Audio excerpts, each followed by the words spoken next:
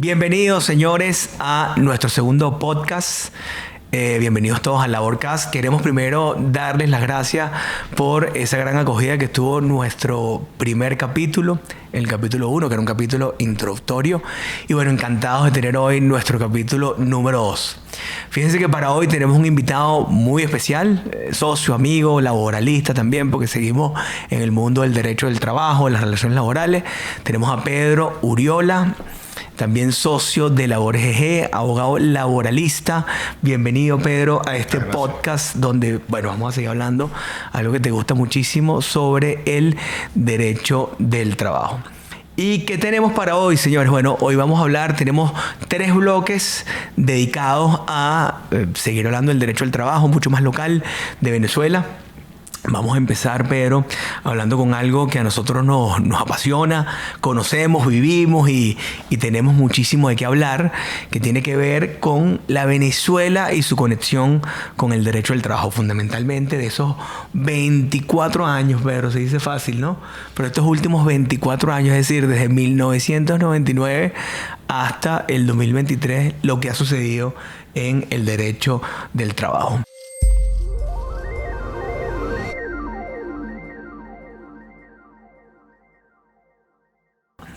Mira tú, Pedro, esa perlita, ¿no? Esa obra titánica de, bueno, vamos a hablar de esos 24 años del derecho al trabajo. ¿Qué crees tú, Pedro, que puede ser como algo de anotación obligada, de especial referencia para hablar del derecho al trabajo? Bueno, como tú sabes bien, a mí me gusta hablar, y voy a hablar un poquito antes.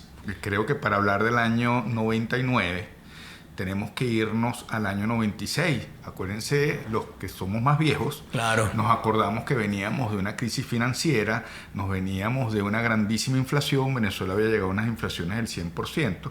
Y en el gobierno de Rafael Caldera se habla de la agenda... Caldera 2. Claro. Se habla de la agenda Venezuela. Entre esa agenda Venezuela hay que recordar algo. Siempre se mencionó que los salarios no podían aumentar en Venezuela porque las prestaciones sociales se calculaban retroactivamente con el último salario. Entonces, en el gobierno de Caldera se llama a una comisión tripartita que estaba formada por los empresarios, o sea, Fedecámaras y otras organizaciones, por el lado de los trabajadores, por la CTV y otras organizaciones, y pues, evidentemente el gobierno, pues los representantes del gobierno, la ministra del Trabajo de entonces. ¿Qué fue lo que se llegó a un acuerdo? Y se llegó a un acuerdo en el mes de en el mes de marzo, si mal no recuerdo, del año 97. Okay. Un acuerdo tripartito. Ese acuerdo tripartito lo buscaba era que se creara un sistema de seguridad social integral y una política salarial. ¿Qué originó esto? Si vemos la fecha de marzo del 97, en junio del 97 nosotros tuvimos una nueva ley orgánica del trabajo. Ley orgánica del trabajo que estableció varias cosas importantes. Una de ellas, se elimina la retroactividad de las prestaciones, pero se coloca que lo que eran 30 días por año se lleva a 5 días por cada mes. O sea, claro, en el año eran 60 días y 2 días por año adicional. O sea que esa fue la famosa, Pedro, reforma que señalaban le habían secuestrado, le había vendido, le había de alguna manera quitado a los trabajadores sus antigüedades, ¿no? Claro, porque teníamos que ver algo. Nosotros íbamos a elecciones en diciembre del año 98. Al ir a elecciones se habló de que por el lado ya eran las elecciones de Chávez, pues. Claro, la gran crítica de gente de la oposición y gente, digamos que en aquellos días se hablaba del movimiento. ¿Había oposición en esa época, Pedro? Porque... Bueno, la oposición era yo siempre escuchaba el candidato Hugo Rafael Chávez. Acuérdense que teníamos una oposición en ese entonces. Y los sindicatos que no estaban representados en la CTV dijeron que la CTV había vendido las prestaciones sociales de los trabajadores. La CTV era, un poco para aclarar, la Confederación de Trabajadores de Venezuela, que en ese momento era como decir hoy en día la Central Socialista de Trabajadores, era la que aglutinaba la mayor cantidad de sindicatos en ese momento, pues en ese entonces, de mucho. Ojo, todavía existe, pero la CTV todavía existe. Entonces, ¿qué pasa? Se dicta esta ley. Esta ley trae otras cosas muy interesantes. entre las cosas que trae un poco para fomentar de que se aumente el salario, se estableció una figura, lo que llamaban el salario de eficacia típica, Claro. que hasta el 20% del salario podía ser excluido del cálculo de los beneficios de prestaciones sociales, de las utilidades. Que por cierto, Pedro, te atajo aquí rapidito porque yo he estado viendo, por lo menos en redes sociales y en distintos foros, que hoy en día, con el nivel de inflación que tenemos y con el reto de remuneración que tiene el salario en contextos como los que tenemos hoy en día, una de las figuras que han dado algunos de los juristas, inclusive colegas, amigos nuestros por allí, es por qué no se retoma la eficacia típica. O sea, que ese es el origen, pues, de la eficacia típica. El origen está ahí. También hubo un reglamento de la ley del trabajo que salió en enero del año 99, donde claro. un poco se creó una figura, las empresas de trabajo temporal, que las famosas GTT, que se discutía mucho la legalidad de ellas, pero eran una forma de contratar a trabajadores por un tiempo determinado en las empresas y no aumentar el tema de las nóminas o los headcount. Que fue, por supuesto, eso trajo muchas críticas porque se señaló que había algunas empresas que lo que hacían era contratar a gran parte de su nómina o parte de la nómina por ahí para pagarle nada más los beneficios de ley. Eso fue en el año. Ahora, recordemos que en el diciembre del 98 gana las elecciones Hugo Chávez. Sí. Cuando asume Hugo Chávez, una de las cosas que se convoca, y fue casi de manera inmediata, se convoca una constituyente. Claro. La constituyente aprueba una nueva constitución que fue que se aprobó a mediados por referéndum a mediados de diciembre del año 99. El famoso referéndum consultivo. En esa constitución, una disposición transitoria cuarta te señala que había que dictar en el año siguiente una nueva ley del trabajo, donde se estableciera el sistema con el cálculo del último salario, vale decir, volver a lo que era la ley del año 1990, los 30 días por año, aunque no lo decía así expresamente, claro, pero los 30 días por año con el último salario. Ahí empieza, digamos, y tenemos otro tema que nos hemos olvidado de él, pero que fue muy importante. De hecho, lo que hizo el gobierno de Chávez fue modificarlo, que fue el sistema de seguridad social. Claro. Se dicta una ley, que es la Ley Orgánica del Sistema de Seguridad Social, que en el gobierno Caldera se hablaba de la seguridad social integral, donde se crean unos subsistemas que dan origen luego, que se reforman en la ley del año 2002, porque esa ley en diciembre, lo que pasa es que coloquialmente hablando, no le paramos mucho en diciembre de 2002 porque estamos en una huelga petrolera. Entonces, claro, pero la ley salió a finales, si mal no recuerdo, creo que salió el 29 o 30 de diciembre del año 2002. Claro, pero un poquito, pero recordando, un poco para que la audiencia entienda dónde estamos parados, empezamos con 1997 hablando de legislación laboral y lo que era el régimen de prestaciones sociales, lo que hoy en día prestaciones sociales o prestaciones de antigüedad, que lo que hacía, o la naturaleza jurídica que tenía, es premiar la antigüedad en el trabajo, o sencillamente que cuando tú estuvieras cesante en el trabajo dispusieras de alguna cantidad de dinero para reinsertarte en el trabajo. Eso era como las reivindicaciones.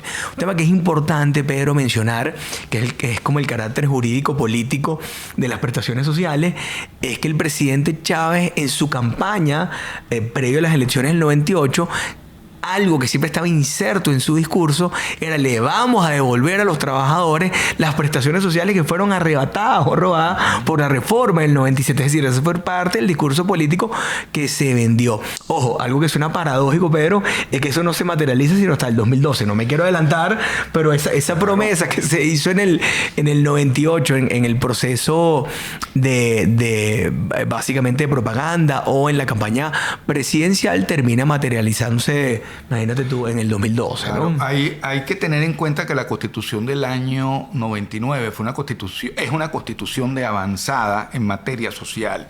De hecho, se habla de que el salario, eso es un derecho humano, y que el salario debe dar lugar a una vida digna al trabajador, sí, que lo salario digno, ¿no? El salario llamado el salario digno. Se crearon el derecho a la salud, no solamente a la salud, estamos hablando de la salud general de la población, pero también de la salud de los trabajadores. Sí. Y se habló en las leyes que había aprobado Caldera, se hablaba aquí de la creación de un sistema de pensiones, de una contribución individual, De hecho, por eso es que la gente del Grupo Corbanca de Chile viene y compra el Banco Consolidado a lo que era Fogade, claro, porque ellos venían a instaurar en Venezuela el sistema chileno. Ese sistema, por supuesto, eso nunca entró en vigencia, hubo unas modificaciones y una vez que se aprueba la ley, la reforma de la ley de orgánica del sistema de seguridad social, se cambian los subsistemas por regímenes prestacionales y ahí empieza, digamos, a desarrollarse la parte también ideológica empieza a avanzar en todo este tema de las leyes laborales. No, totalmente, Pedro, pero yo creo que también a manera de contexto, esas promesas que se hicieron con el sistema y los subsistemas de seguridad social, porque también es importante recordar que cuando tú estás inserto en una relación de trabajo, al menos en la venezolana, tú no solamente tendrías derecho a los mínimos que están en la Ley Orgánica del Trabajo y en el resto de las leyes especiales en materia laboral, sino que también te insertas en un sistema de seguridad social que lo que hace de alguna manera es prever algunas contingencias, como por ejemplo, una de las contingencias es pensión, en el caso que cumplas una edad determinada. La otra contingencia es enfermedad o salud, o puede ser también inclusive discapacidades temporales asociadas al trabajo, como puede ser accidente de trabajo, enfermedad ocupacional, o inclusive la misma pérdida del empleo, como puede ser el paro forzoso. Esos sistemas, a finales de los 90 y a inicios del 2000, con la crisis del New Deal, que era básicamente la caída de las políticas públicas en el mundo, empezaron a socavarse a lo largo no solo de toda América Latina, sino también a lo largo de Europa. Caso que hoy en día tanto Inglaterra como España como Italia presentan serios problemas para el mantenimiento de su sistema de seguridad social, fundamentalmente por temas de tipo financiero, porque en algún momento fueron fondos tripartitos o fondos bipartitos a ser básicamente, ¿qué significa tripartitos o bipartitos? Donde el patrono, la organización sindical o el Estado junto con el trabajador contribuían a que esos fondos se llenaran para cubrir esa contingencia, pero bueno, ante las crisis económicas de los estados y de los particulares, la gente decidía no, digamos, participar en esos fondos contributivos. Pero aparte de esos antecedentes, Pedro, que son fundamentales, ¿no? Para entender, bueno, cómo llegó la política laboral, porque siempre hemos hablado aquí de que el contexto laboral es relevante, es decir, no es solamente la ley, sino lo político y lo económico que incide. Yo recuerdo que, y aquí, Pedro, tú tienes experiencia viva mucho más que yo, porque yo vengo a insertarme en el mercado laboral en el 2004, pero ya tú desde el 99 estabas ahí en los tribunales batallando, ¿no? Pero digamos, de estos últimos 20 y pico de años que vamos a hablar hoy. Para ti, si tú tuvieras que hablar de hitos relevantes, de cosas que para ti fueron importantes en el foro laboral, pensando en el 99 para acá, ¿de qué nos hablarías? Para ti, ¿qué es relevante destacar y dejar registrado aquí en Laborcast? Yo quiero hay varias cosas. Desde el punto de vista de derecho, la Constitución del 99 es de avanzada, porque también la Constitución del 99 acoge los límites de jornada, cosas que se están discutiendo hoy en el mundo, de jornadas. Ya la Constitución habla de que la jornada, de bajar la jornada, de hecho, la jornada nocturna se baja a 7 horas, o sea, 35 a la semana. Eso no lo teníamos antes. Claro, se dejó la jornada diurna, que después se modifica en el año 2012 con la ley. Y avanzada, Pedro, porque uno ve por ahí, inclusive los mismos influencers diciendo, bueno, o inclusive la generación millennial que tanto se conversa de el balance vida-trabajo, y una de las cosas que está detrás abiertamente de la reducción de la jornada es que la gente trabaje menos para que se recree. Ojo, sin descuidar la productividad, que es lo más importante que genera un sistema, pero eso estaba ya enmarcado desde el 99, y fíjate que 24 años después es que estamos viendo dentro de esas tendencias del futuro del trabajo, de lo que llaman ese balance vida y trabajo, ¿no? Sí, hubo una cosa muy buena que lo que pasa es que es para los abogados, mayormente lo sentimos, que fue una ley... No somos perfectos, pero que nadie es perfecto. Que lo estableció la ley las disposiciones transitorias de la Constitución, Claro. que es la Ley Orgánica Procesal del Trabajo. ¿Cómo no? Después de llevar unos juicios, porque yo cuando empiezo a patear literalmente el edificio Pajarito, donde están los tribunales laborales, los juicios... En Caracas, Venezuela. Caracas, los juicios podían durar 7, 8, 10 años en primera instancia. Claro. Eso era prácticamente una justicia. No podíamos hablar de justicia porque era una justicia tardía, dicen por ahí que no es justicia. Con la Ley Orgánica Procesal del Trabajo, que se aprueba en 2002 y que entra en plena vigencia en 2003, los juicios laborales, nos vamos a un nuevo sistema, que es el sistema de hay una conciliación donde Venezuela estuvo porque es la conciliación obligatoria que dura 4 meses. Que hoy en día existe, pero todavía. cuando digo Venezuela llegó a niveles mundiales a estar en los primeros, el 90% de los casos se resolvían en conciliación. Sí, cómo no. Yo recuerdo, Pedro, conocer un circuito judicial de Cumaná, del estado Sucre, la capital del estado Sucre, que llegó a tener durante los 2-3 años de vigencia, entrada en vigencia de la ley, 90% de mediación y conciliación en primera instancia de mediación. Claro. Se crea en el Tribunal Supremo una sala de casación social, claro, donde se van a llevar los asuntos, no solamente laborales, sino los asuntos de esto que hoy en día se llama LOMNA. De niños y adolescentes, ¿no? Y agrario también. Claro. Ahora, por ese lado hubo un avance, pero vamos a hablar del tema judicial, exacto, porque lamentablemente que esa ley iba a aplicarse a los procedimientos administrativos en la Inspectoría del Trabajo, cuando entró en revisión el proyecto de ley en la Asamblea Nacional, le fue suprimido el ordinal o numeral que le daba la facultad a los tribunales para conocer de los procedimientos, claro, de la Inspectoría del Trabajo. ¿Qué pasa? Por un lado se hizo un gran avance, lamentablemente, bueno, ha venido todo y si tenemos tiempo conversaremos eso un poco, por cómo ha ido decayendo el asunto, pero del lado administrativo eso es algo que eso no sirve ni para trabajadores, ni para los empresarios, claro, ni para el Estado. Pero, y fíjate que yo en algún momento, cuando estábamos cursando el posgrado o la especialización en la Universidad Católica de Derecho del Trabajo, recuerdo que debatíamos, ¿no?, con los profesores, recuerdo con Freddy Caridad muchísimo, debatíamos de por qué esos fueros de lo que llaman los procedimientos administrativos cuasi jurisdiccionales o triangulares, es decir, que se asemejan mucho al del Poder Judicial. Está un trabajador, está un patrono y está un inspector del trabajo que decide por qué no se llevaban, a la jurisdicción laboral. Y fíjate que uno de los comentarios que nos hacían, que era que tanto antes del 99, es decir, la Cuarta República, como ahorita, no querían ceder ese control político. Era muy importante tener la gestión de la inamovilidad, porque recordemos, Pedro, que el presidente de la inamovilidad no era solamente la inamovilidad por decreto, sino el fuero sindical. Claro, pero ahí que era lo que pasaba. Y antes del 99, prácticamente, las salas de inamovilidad en la Inspectoría del Trabajo trataban sindicalistas que tenían fuero, las mujeres embarazadas, sí, y alguien que estuviera enfermo, más nada. Entonces eran unas salas con dos o tres funcionarios.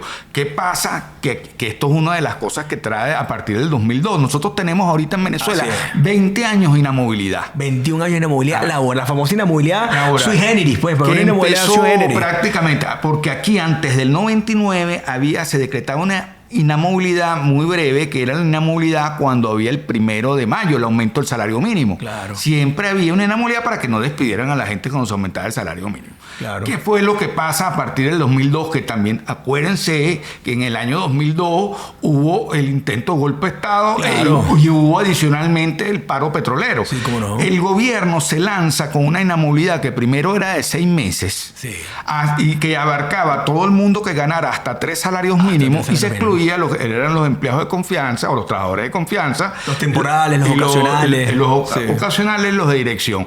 Eso luego se llevó a 1 año, luego se elimina el tope salarial y después la última aprobación fue a finales del año pasado, en el 2022, y se llevó hasta diciembre de 2024. Pero, y te hago una pregunta, ¿tenía sentido la inamovilidad laboral?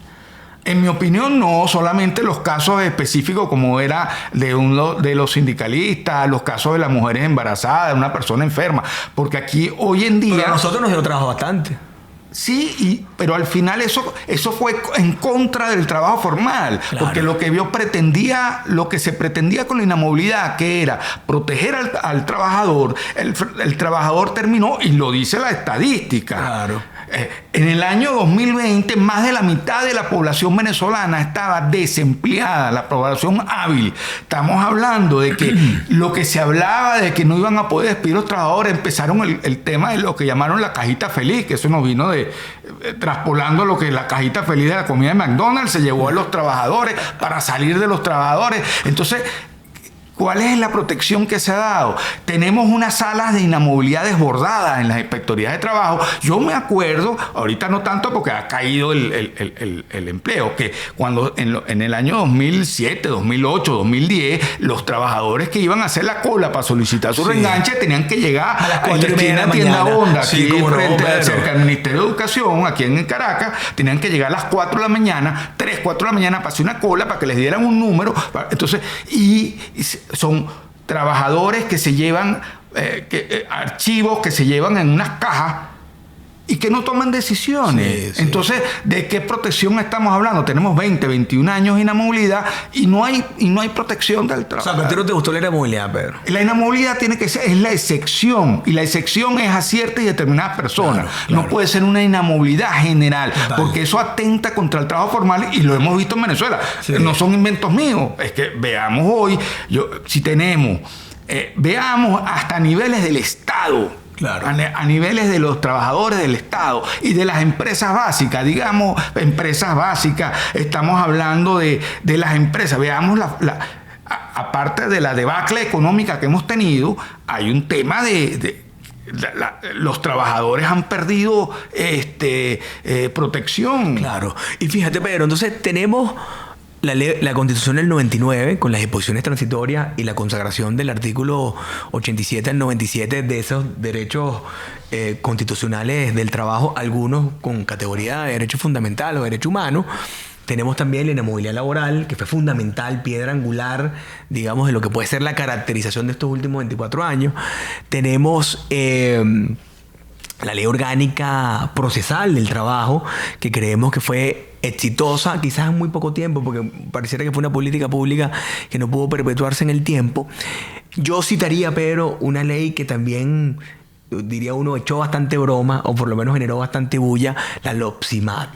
¿Qué opinión te merece la LOPSIMAT? La Ley Pedro? Orgánica de Prevención, Condiciones y Medio Ambiente del Trabajo, tenemos que recordar que esto es una ley que viene del año 86. Ah, claro. Porque había una ley que no era tan específica como la ley del 2005, si mal no recuerdo, que es el año de que se aprueba la ley, 2005, que sería Pedro, sí. el régimen prestacional. Total. Bueno, Y recuerdo que se dictan unas cautelares también en contra de la GTT, cuando sale en vigencia la LOPSIMAT, de las GTT del reglamento del 99. Claro. Sí. Entonces, que esa ley tiene un conceptualmente es una ley muy buena, porque en Venezuela no se protegía desde el punto de vista de la salud ocupacional a los trabajadores. Okay. Esa ley, evidentemente, que trajo un desarrollo y jurisprudencial, y también la aplicación de este famoso organismo del INSACEL. Por supuesto, ha habido abusos, pero también ha habido cosas buenas. Lo que pasa es que todo eso lamentablemente pareciera hoy como en desuso. Sí, yo también siento, Pedro. Yo siento que resultó ser una ley muy costosa, hasta para los patronos que quizás tenían inversión extranjera o mucha eficiencia y muy buenos ingresos. Para invertir en salud y seguridad pareciera que era como imposible invertir, Pedro. Y lo otro es que siento que fue muy punitiva, siento que fue muy coercitiva. O sea, por lo menos en nuestra experiencia, yo creo que más fueron las experiencias dolorosas, por decirlo de alguna manera, cuando uno trataba de ejercer derecho a la defensa, defendiendo en este caso patronos en procedimientos de accidentes de trabajo, enfermedades ocupacionales, en procedimientos sancionatorios. Nosotros tuvimos clientes que fueron, digamos, hasta privados de su derecho a la libertad económica. O sea, ¿te acuerdas? Como a la libertad personal. A la libertad personal por temas del LOPSIMAT.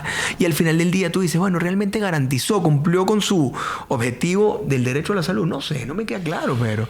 Porque fíjate, eso se dictó en el 2005. ¿Y hasta cuándo funcionó fuertemente? No, lo que pasa también que tenemos que ver de que hay un gran contenido ideológico en todas estas leyes. Sí. Independientemente si usted esté a favor o en contra del... Bueno, todas las leyes tienen un contenido ideológico. Pero especialmente... con una marcada tendencia, okay. Que se vio y por eso es que se crea también la inamovilidad. Se habla de que el patrono es el villano. El dueño del medio de producción es el explotador del obrero, el explotador del trabajador. Que si él no te da algo, lo que tú le das, él te lo está quitando. Sí, entonces, era como una relación muy maniquea, muy clásica. Entonces, por eso, cuando se van creando, porque este es un sistema que no estamos hablando nada más de simples derechos, sino se van creando órganos de control o grupos de control. como los famosos CPT, claro, como se crearon una gran cantidad los delegados de prevención, los comités de salud y seguridad de prevención que venían de la Loximat, y cuando a una empresa por turnos que le correspondían 5 delegados de prevención, les nombraban 50, 45, era evidente que esas personas con inamovilidad, era evidente que esas personas, que esto era un entorpecimiento. Total. No, yo también, Pedro, lo veo. Creo que esos elementos relevantes ahí de la Loximat eran el plan de salud y seguridad en el trabajo, que tenía la obligación y todavía está vigente, los delegados de prevención, los comités de salud y seguridad, que eran otros órganos de alguna manera colectivos, con alguna función en la empresa, diferentes a los sindicatos, pero se confundían. Y creo que hay otro órgano, Pedro, que merece mención, son los CPT, que recuerdo que en el 2004 se le llamaba Ley de los Consejos Socialistas de Trabajadores, eso se engavetó, y recientemente se conocen como los consejos productivos de trabajadores, o como se llama hoy en día los CPTT, que es Consejo Productivo de Trabajadores y Trabajadoras, que no es más que la manifestación del poder comunal en el seno de la entidad de trabajo, con esa famosa teoría, Pedro, que nosotros, veíamos no lo veíamos con muy buenos ojos, siendo sinceros, porque aquí estábamos en la Labor-Cast para hablar con sinceridad, con esa tesis del punto y círculo, ¿te acuerdas? Donde a determinados kilómetros o metros de entidades de trabajo tenía que existir un consejo comunal y un CPT que fuera la expresión del poder popular en el seno de la entidad de trabajo, ¿no? Claro, porque es más un control político de los medios de producción. No estamos hablando que los CPTs son porque dice que son los consejos de producción de los trabajadores, pero más que de producción, ¿cuál es el fin de ellos? Claro. Porque si tenemos a unas organizaciones sindicales, tenemos adicionalmente delegados de prevención en aplicación de la Loximat, claro, eso lo que implica es darle otra inamovilidad más a un poco de gente. Por eso es que cuando uno ve inamovilidad tras inamovilidad, y al final, lamentablemente, porque todos somos venezolanos, y nos gustaría que este país estuviera avanzando, nos conseguimos con unas empresas, unos cascarones vacíos, porque todas esas leyes, la gran mayoría, los efectos han sido, en lugar de proteger el empleo, en favorecer en que la gente vaya avanzando, han sido leyes que han ido contra el trabajo y el desmantelamiento de los beneficios de los trabajadores. Sí, es un tema que es importante. Ojo, yo siento ahorita, Pedro, siendo muy sinceros, ya en marzo del 2023, como una visión diferente, más pragmática, donde quizás es más dejar de hacer y dejar pasar, menos intervencionismo, donde la gente está tratando, de darle vigencia a lo que realmente necesita el trabajador. Pero antes de irnos con este primer bloque, Pedro, que es un resumen muy rápido porque tuviéramos que hablar de muchísimas cosas, yo creo que hay dos cosas que merecen mención obligada. Lo primero es la reforma de la Ley Orgánica del Trabajo del 2012, que firmó el presidente Chávez antes de fallecer, y ese reglamento que se hizo solamente sobre el tiempo de trabajo. ¿Qué crees tú que podemos destacar, Pedro, resaltar de esa ley del 2012 y el reglamento para irnos ya con este bloque? Bueno, yo creo que algo interesante de la ley, si nos ponemos a hablar, es la jornada de trabajo. Ahí se consagra la reducción de la jornada de trabajo diurna de 44 horas pasa a 40 horas. Sí. Se habla de avanzada, una ley que establece 2 días continuos de descanso. Eso, si nos ponemos a ver, la ley es una ley positiva en ese aspecto. Lo que yo no estoy de acuerdo con esa ley, que creo que esa ley que elimina todo lo demás, es el tema que es una ley extremadamente punitiva. Claro. Las sanciones, pero son sanciones, hasta sanciones penales. Sí. Aquí se llegó a la arbitrariedad en las inspectorías de trabajo de detener a la gente que iba en representación de recursos o talento humano, cuando iban y cuando no querían, ejerciendo su derecho establecido en la ley de contradecir una orden de reenganche. Sí. Porque tienen el derecho, entonces tenían a la patrulla parada en la puerta de la inspectoría y se llevaban preso al director de recursos humanos. Claro. Entonces eso es una ley extremadamente punitiva, es una ley que crea muchísimas más inamovilidades, lleva al extremo de la mujer de 1 año la lleva a 2 años de la mujer después del parto. El padre es lo mismo. Pues. Exacto. Si nos ponemos a ver, y además es una ley que crea establece una ley programática que ordena la creación, que se dicten como aproximadamente 12 leyes que van a regular otras actividades, los regímenes especiales. Totalmente. Entonces En mi opinión, esa ley, en lugar de proteger el empleo formal, lo que lo ha atacado. Total. Y a mí, Pedro, si yo tengo que destacar un aspecto positivo de la ley, es que por primera vez se establece un capítulo de la formación en la empresa. ¿Y por qué lo destaco de la formación en la empresa? Porque para mí, hoy en día, que estamos ya en el futuro del trabajo, donde el trabajo requiere otras destrezas, otras habilidades y otras capacidades, la formación efectivamente debe estar en la entidad de trabajo para generar nuevas habilidades y nuevos puestos de trabajo en la organización. Pero me despido con el reglamento de la ley. ¿Qué dijo ese reglamento? Yo Bueno, no que nada relevante. Consagró el pago el domingo con el recargo del 50%. Eso ya está en la ley. De alguna manera. Se reguló un poco el tema de los descansos. El trabajo en domingo. El trabajo en domingo. Porque cuando sale la ley, prácticamente no se podía, que supuestamente era tan sagrado el domingo, porque nos llevaron a un tema como si nosotros fuéramos unos religiosos fanáticos, que el domingo nadie puede trabajar. Claro. Cuando tenemos algo tan sencillo como una farmacia, tiene que abrir el domingo, un automercado tiene que abrir el domingo, un restaurante tiene que abrir el domingo, donde usted va, el cine tiene que abrir el domingo. Total. Entonces se establecieron una cantidad de cosas que yo creo que lamentablemente 10 años después de la ley lo que estamos viendo es que el trabajo formal se ha golpeado de manera tal en Venezuela. Y no estamos hablando que esto sea nada más de la ley. Esto es un tema que la ley más la crisis económica, claro, las prestaciones sociales, cuando se había hablado de que el sistema anterior conculcó las prestaciones sociales de los trabajadores, cuando vemos la ley de 2012, claro, revive ese sistema, lo mantiene, total, porque lo establece los 15 días trimestrales, 60 días por año, y los 30 días al final, y se comparan. La retroactividad y el que sea mejor. Pero ¿qué va a ser mejor hoy en día con una hiperinflación, con una devaluación espantosa, claro, con haberle quitado 14 ceros al Bolívar? Sí. Aquí no hay prestación social que sirva. Pero Uriola, ¿y qué les dirías entonces a la gente que está viendo Laborcast, que quieren construir, digamos, nuevo marco normativo, que tienen sus empresas, que son emprendedores, o que sencillamente quieren luchar contra este factor crítico de éxito que es la legislación laboral? ¿Qué les dirías hoy en día? Yo diría que yo soy amigo de los acuerdos, aun cuando parezca mentira por lo que estoy diciendo. Yo soy amigo de los acuerdos. Yo creo que la experiencia de la tripartita quizás habría que hacerlo más ampliado. Y yo voy a poner ejemplos en el mundo, y esto no son cosas de laboratorio. En Dinamarca, las leyes laborales o el marco regulatorio es un consenso de todas las fuerzas políticas.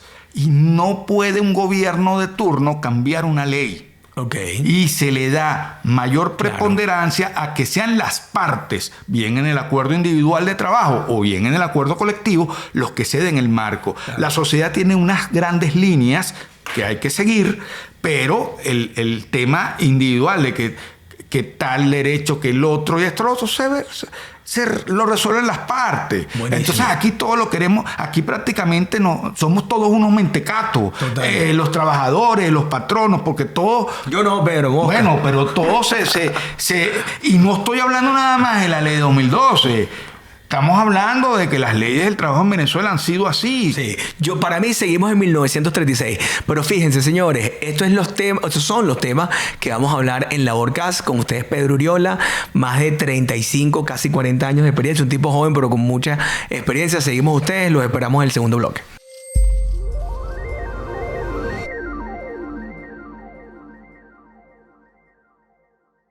Aquí en este segundo bloque, con nuestro invitado Pedro Uriola, socio de Labor GG, seguimos aquí en Laborcast.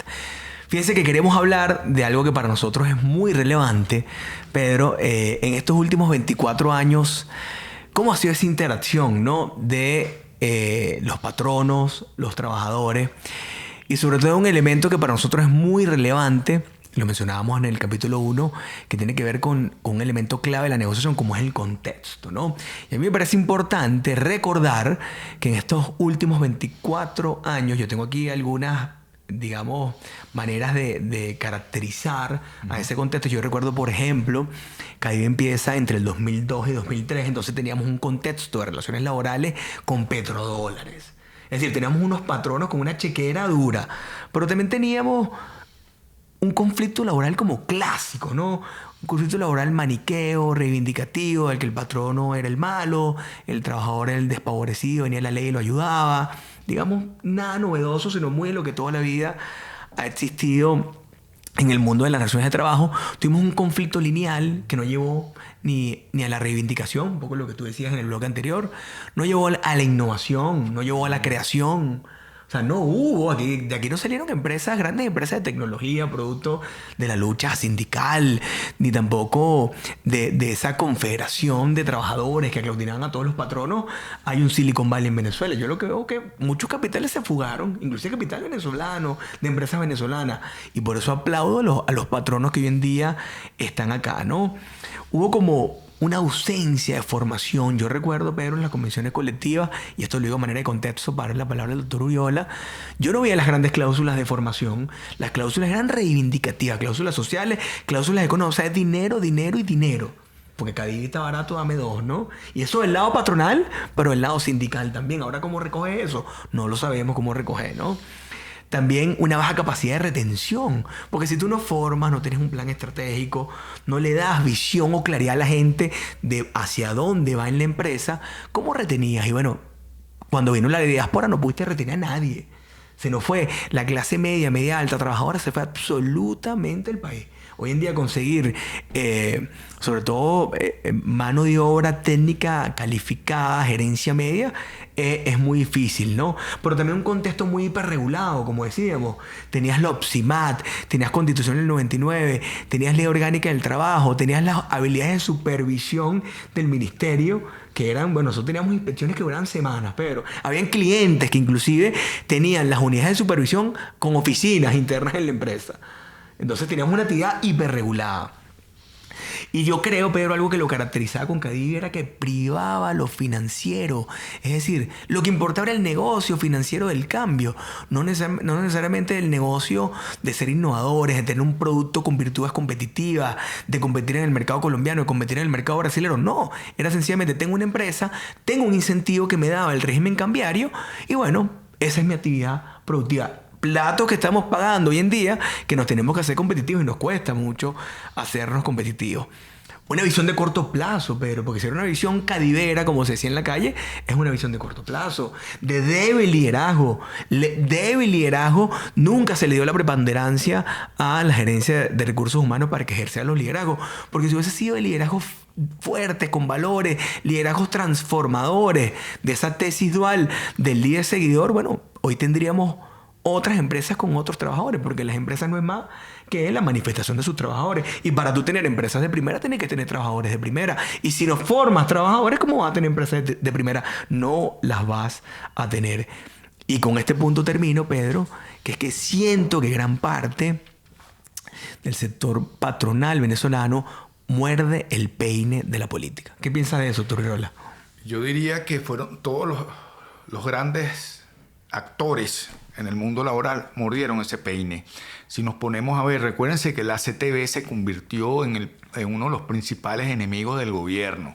La CTV llevó, y si vemos... Donde estaba Carlos Ortega, ¿no, Pedro? Uno de los que propició el golpe de Estado. Acuérdense del 11 de abril, acuérdense del paro petrolero en diciembre del año 2002, que llegó hasta febrero. Fue un paro de más de 60 días, donde no solamente estuvo el punto de vista laboral la CTV, sino también estuvo la patronal, que la gente afuera no lograba entender. Yo me acuerdo que unos españoles me decían que ellos no lograban entender cómo la patronal había llamado un paro. Claro. ¿Qué pasa también? La debilidad institucional se llevó también a la debilidad de los órganos que representan a los trabajadores. Acuérdense que la CTV se trata de sustituir por la UNT o la Unión Nacional de Trabajadores. Claro. Que eso al final, digamos, nunca cuajó. Cuando digo cuajó, porque no se estableció en una central o una nueva organización sindical aguerrida en defensa, sino era algo que estaba penetrada por todo el tema político. Claro. Entonces era un tema, la lucha política que había que sacar o eliminar a la CTV y creando a alguien o una organización más afín al gobierno. Sabemos muy bien que lamentablemente todos entramos, cuando digo todo el país en general, la sociedad, en una borrachera de dólares baratos. Pero Venezuela se convirtió en un país espantosamente caro para producir, nosotros que fuimos un país donde se produjo, aquí tenemos que acordarnos que Sidor producía 5 millones de toneladas de acero. Sí. Y nosotros éramos el principal suministrador de acero a Colombia. Venezuela exportaba entre 400.000 y 500.000 toneladas de acero a Colombia. Yo quisiera saber hoy en día cuánto produce Sidor. Venezuela llegó a producir casi 1 millón de toneladas de aluminio. ¿Cuántas hoy en día produce? Entonces, todo eso que se creó y se creó como una fantasía de que había dólares y que no importaba, que el petróleo iba a seguir subiendo, que la industria petrolera, y no vamos a entrar en ese tema, en lugar de invertir en ella, hubo una desinversión en la industria. Y bueno, aparte de todos los temas, y que es obvio el tema de las sanciones a PDVSA, cómo le ha afectado, pero no podemos echarle nada más la culpa a las sanciones. Claro. No podemos echarle nada más la culpa al gobierno, porque aquí hubo mucha gente que lo que hizo fue sobrefacturar. Claro. Sobrefacturaron y trajeron uno. Yo me acuerdo, parece que aquí la memoria es corta, que Puerto Cabello llegó a tener más de 2.000 containers llenos de piedra. Gente que agarraba, sacaban una factura, se traían, y en Puerto Cabello lo que había era containers llenos de piedra o de chatarra. Claro. Entonces, eso evidentemente que fue no trajo nada, porque ese empresario deshonesto, no todos son, porque aquí hay mucha gente honesta también, porque eso es otra cosa que nos han querido meter acá en la cabeza, de que todos somos ladrones. Todo el mundo no es ladrón, todos los trabajadores no son flojos. Una mujer que se para en Guarena a las 4 de la mañana y que le tiene que dar de comer a los hijos, preparar el tetero y venirse a Caracas a trabajar y después regresa a las 8 de la noche, esa mujer no es floja. Esa mujer es digna de alabanza. Total. Porque es una mujer trabajadora. Entonces, ¿pero qué pasa? Hoy en día tenemos una gran crisis que puede, si la enfocamos bien, podemos llegar a reformular o refundar lo que es el régimen laboral en Venezuela. Pero fíjate algo, Pedro, antes de entrar en esa pregunta, que es sumamente importante, te atajo un punto. Si aquel incentivo que existió desde el 2002-2003, digamos hasta que existió Cadivi, que no recuerdo exactamente qué año fue, era el incentivo financiero, eso destruyó algo que para mí es vital, que es el valor del trabajo. Que por ejemplo la profesora Margarita López Maya ha escrito muchísimo sobre eso. Y te lo voy a poner con un ejemplo categórico. Cuando tú y yo trabajamos en la Torre Europa, en un escritorio famoso donde Pedro Iriola y yo trabajamos allí, estaban varias casas de bolsa. Y yo recuerdo que más de una vez me dijeron a mí, bueno, pero ¿qué haces tú trabajando ahí como abogado en ese escritorio jurídico si nosotros en las casas de bolsa ganamos 3-4 veces en un mes lo que tú ganas en un año? Exactamente, más o menos en un año. Entonces, ese deterioro del valor del trabajo, fíjense que vino configurado por los incentivos del sistema, que era cómo yo me busco el camino más corto para hacer el dinero más rápido en el corto plazo y generar, no solamente por este factor, porque esto es multifactorial, las grandes crisis. Eso irrumpió, Pedro, en el valor del trabajo. Es decir, ya la gente en ese momento no quería trabajar. Pero por otra parte tenías el proceso productivo. Es decir, si tú tenías los incentivos del dólar, pareciera que era mejor importar o producir. No lo sé. Porque no sé hasta qué punto aquí se produjo. Lo segundo, yo recuerdo en el pasado haber tenido empresas que, digamos, hasta en Venezuela se creaba tecnología petrolera. Me recuerdo de Bitumen del Orinoco, Vitor. Recuerdo quizás un ejemplo importante de empresas tecnológicas pudo haber sido Pen English al inicio de Chávez, pero salvo esas excepciones o muchísimas otras que no recuerdo hoy en día, no sé qué hizo el sector patronal venezolano con lo que se produjo en Venezuela. Yo veo los mismos productos. Yo veo los mismos productos en los anacales de hace 20 años. Yo veo los mismos servicios en los anacales de hace 20 años. O sea, ¿dónde está? Y me recuerdo de aquel famoso libro, Pedro, que publicó el profesor, el profesor del IESA, del liderazgo, ahora se me va, vale la palabra, pero es básicamente la responsabilidad del liderazgo en Venezuela. De las élites, la responsabilidad de las élites. ¿Dónde está la responsabilidad de las élites? Y que gran parte de lo que está sucediendo ahorita debería analizarse también con una óptica del profesor Piñango. de Liesa, que hablaba muchísimo de la responsabilidad de las élites en el problema social y económico que tenemos hoy en día en Venezuela. Yo creo que eso es importante traerlo a colación, creo que es importante verlo, creo que es importante entender en una mesa que todo y cada una de las patas tienen una cuota de responsabilidad. El gobierno puede tener alguna, la organización sindical puede tener otra, los patronos pueden tener otra, pero creo que los líderes gerenciales en general pueden tener un problema. Pero otra pregunta, Pedro, si yo tendría que hablar de cómo fue esa conflictividad, ¿cómo la percibiste tú, esa conflictividad en esos 24 años? Bueno, ¿Fue alta, fue moderada, fue tolerable? Altísima conflictividad en los primeros años de Chávez, que se fue incrementando, y hubo aquella implosión que hubo el 11 de abril del año 2002. Acuérdense que un grupo dijo que era que el presidente había revocado al vicepresidente.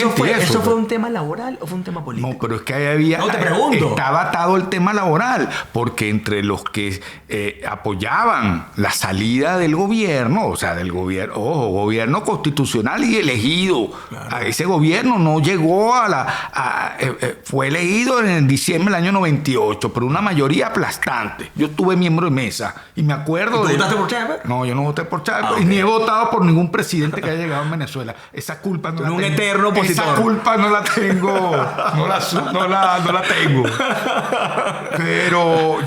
Pero ¿qué pasó? La CTV, por supuesto que toda organización sindical es eminentemente política o tiene un alto grado político, pero no puedes perder el norte, que el norte es la defensa de los derechos de los trabajadores. Aquí lo que se vendía era que había que salir de este gobierno, que el tema de las prestaciones sociales, la retroactividad, que había que salir de este gobierno, y bueno, y fue altísima la conflictividad, y después tuvimos el paro petrolero, y después lamentablemente hemos tenido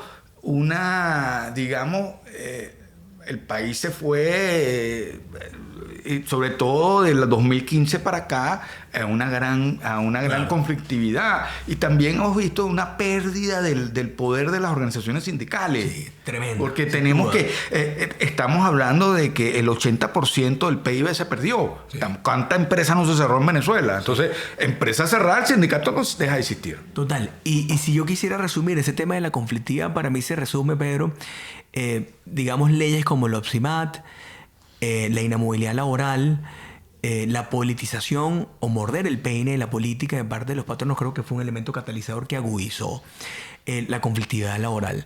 Venezuela creo que fue un laboratorio interesante para todos nosotros amantes del conflicto, porque recordemos que labor somos hijos del conflicto. Fue como apasionante entender esas tipologías. Sin embargo, creo que un elemento importante y característico de todos estos años es también el conflicto como posibilidad, un elemento componedor, es decir, como el conflicto como un germen esencial de la negociación.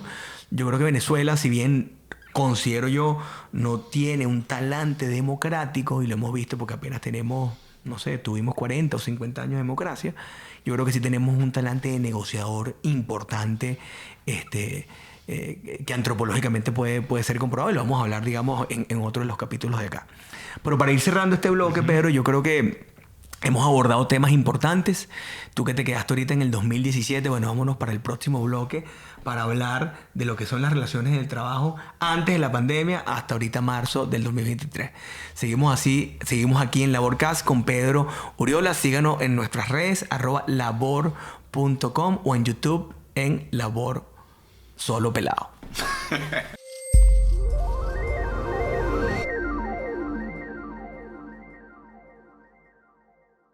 Seguimos acá, vamos al tercer bloque de nuestro segundo episodio con Pedro Uriola, socio de Labor, experimentado, excelso laboralista y excelente persona, que es lo más importante.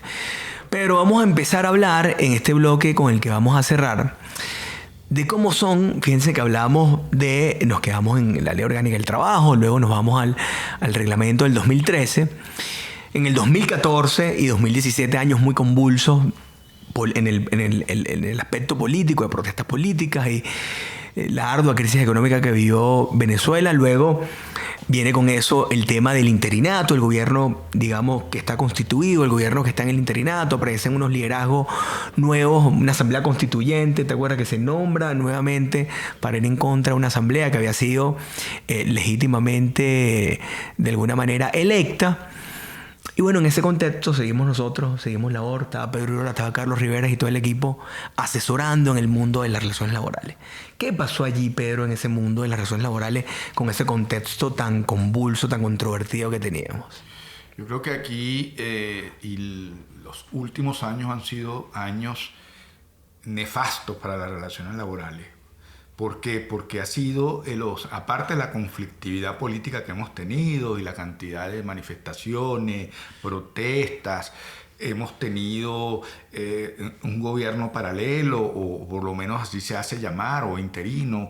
Hemos tenido unas sanciones que han afectado a la columna vertebral de Venezuela, que es nada más y nada menos que Petróleos de Venezuela, que la que aporta el 97%, o la que aportaba el 97% de las divisas. Pero también para el sector privado, Pedro, eso es terrible. Pero para todo. Las sanciones no han traído nada bueno, en mi humilde opinión. Bueno, pero vaya a eso, tenemos un problema que lamentablemente con el andamiaje jurídico que tenemos hoy en día es muy difícil resolver.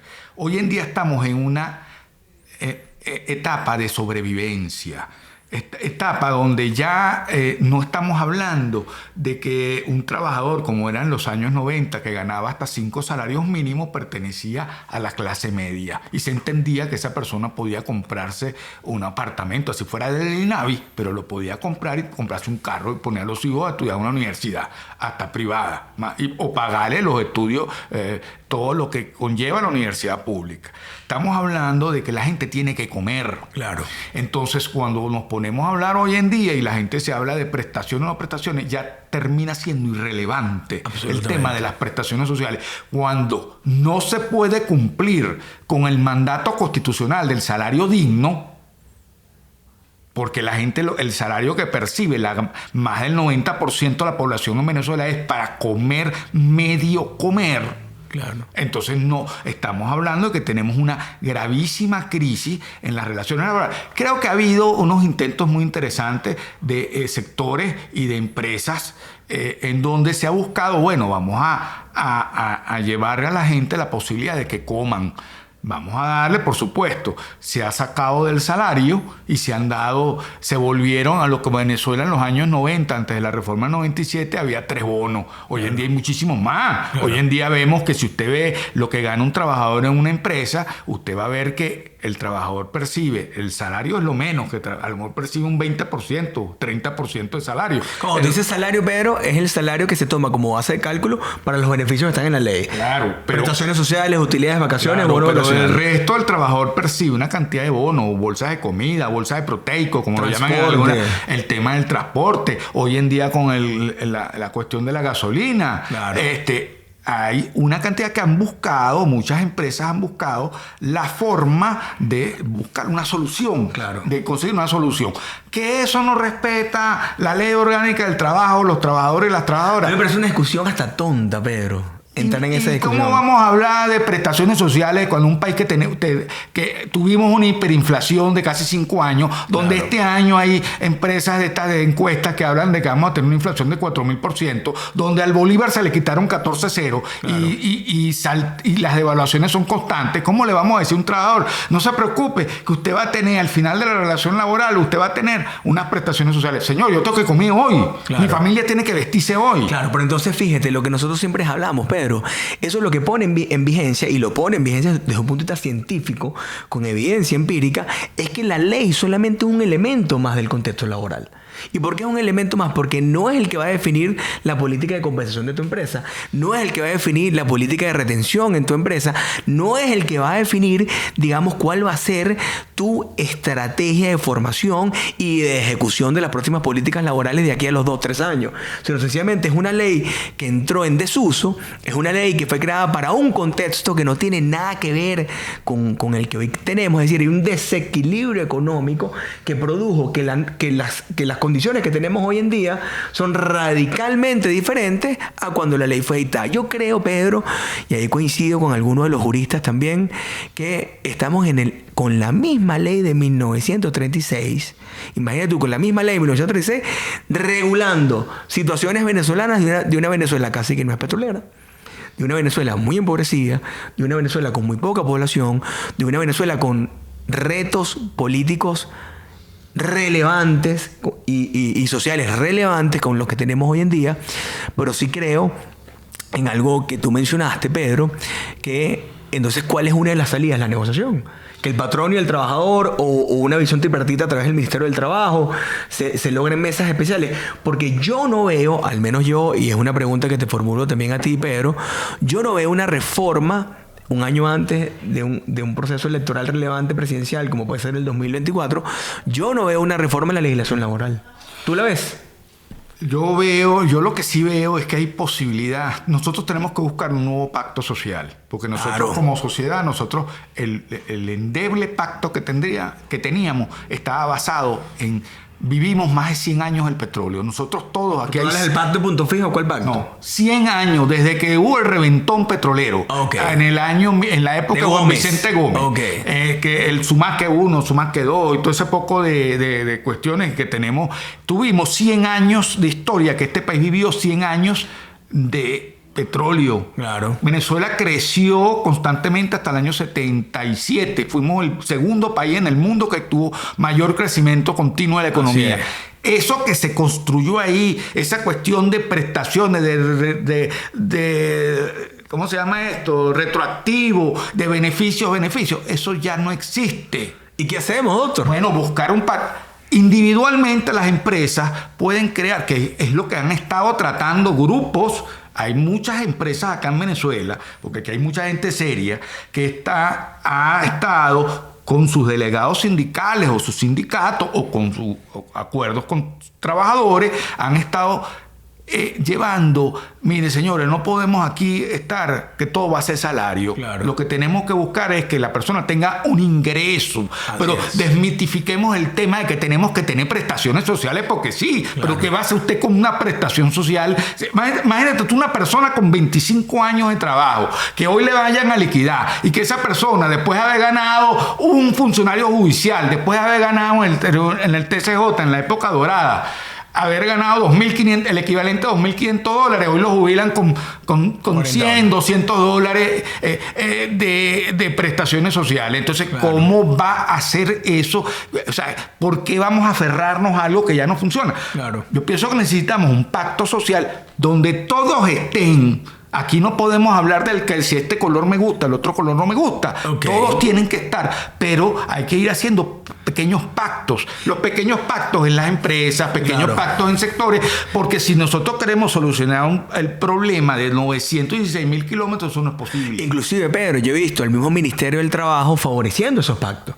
Recientemente yo he visto hasta convenios, ya sea bajo la modalidad de cambio de condiciones concertadas o convenidas, o bajo la modalidad de 148, donde el ente regulador, que en este caso el Ministerio del Trabajo, le ha dado la buena pro y ha servido como coadyuvante a mediar o a conciliar ese tipo de situaciones. Pero tenemos que buscar si nosotros no nos ponemos de acuerdo como sociedad en unas líneas, grandes líneas, 10 líneas. Mire, a mí no me gusta hablar de temas políticos porque no soy político.